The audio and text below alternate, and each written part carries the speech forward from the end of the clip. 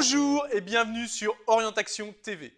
Vous avez envie de réussir, dans la vie, vous avez envie que vos enfants réussissent dans la vie, cette vidéo est faite pour vous. Le 1er janvier 2016, j'ai publié un livre qui s'intitule « 10 attitudes gagnantes pour réussir dans la vie ».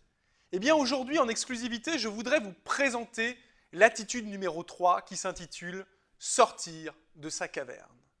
Mais avant de vous expliquer cette attitude, je voudrais d'abord vous raconter une histoire. Cette histoire se passe dans un royaume, il y a très très longtemps. Un royaume qui est alors dirigé par un grand roi, un roi aimé de ses sujets. Malheureusement, ce roi va tomber malade et va mourir. Son fils, âgé de 3 ans, doit alors hériter du trône. Mais le duc de Serpentire, le frère du roi déchu, va en profiter pour lui voler le royaume.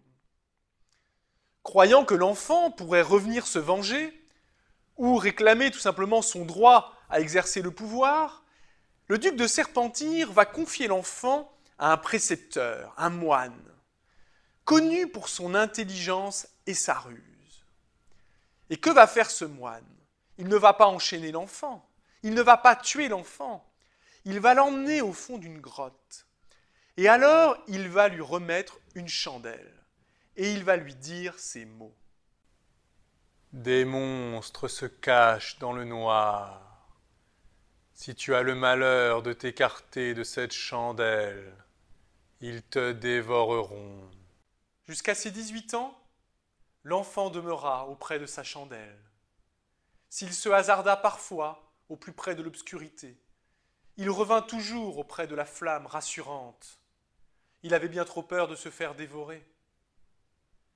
Mais un soir, le vent inspiré par les dieux se faufila dans les méandres de la grotte et il vint souffler cette bougie.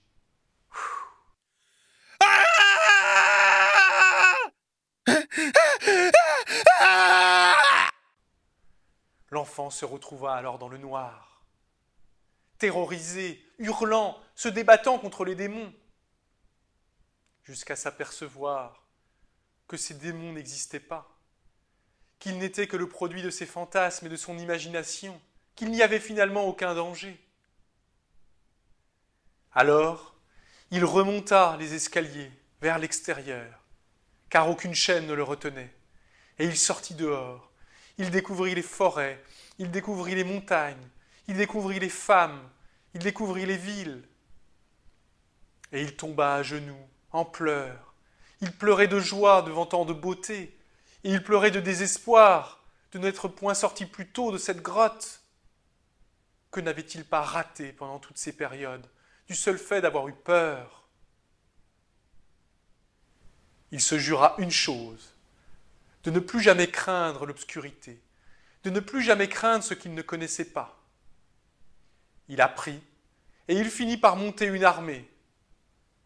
Il fit tuer le duc de Serpentire, emprisonner le moine, et il recouvra la liberté et la couronne de son royaume. Ainsi s'achève l'histoire du roi qui vivait au fond de sa grotte. Que nous enseigne l'histoire du roi qui vivait au fond de sa caverne? Eh bien que nous aussi, très souvent, nous avons peur de l'obscurité. Nous avons peur de ce que nous ne connaissons pas. Nous avons peur de ce qui est différent, de ce qui est nouveau. Nous avons peur du changement. Nous sommes comme le roi qui vit au fond de sa caverne. Nous avons cette bougie entre nos mains, cette bougie qui représente nos habitudes, nos connaissances, ce qui nous est familier. Et nous n'osons pas aller au-delà de cela. Nous n'osons pas aller dans l'obscurité. Alors que faire? Eh bien tout simplement prendre cette bougie, en souffler la flamme et oser aller découvrir de nouvelles personnes, de nouvelles contrées, de nouveaux territoires. Oser essayer, tenter, oser changer, tout simplement. Car la véritable beauté du monde se trouve au-delà de ce que nous connaissons. Car c'est le but de la vie même, que de découvrir, que de devenir meilleur, que d'apprendre de ce qui est différent. Soufflez cette bougie qui est là.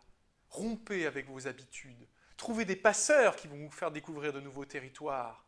Et osez aller au-delà. Osez réaliser vos rêves. Osez aller au-delà de ce que vous ne connaissez pas, car au-delà de ce que vous ne connaissez pas, il ne se cache que des merveilles, que des choses extraordinaires à découvrir. Je vous dis à très bientôt, bonne chance.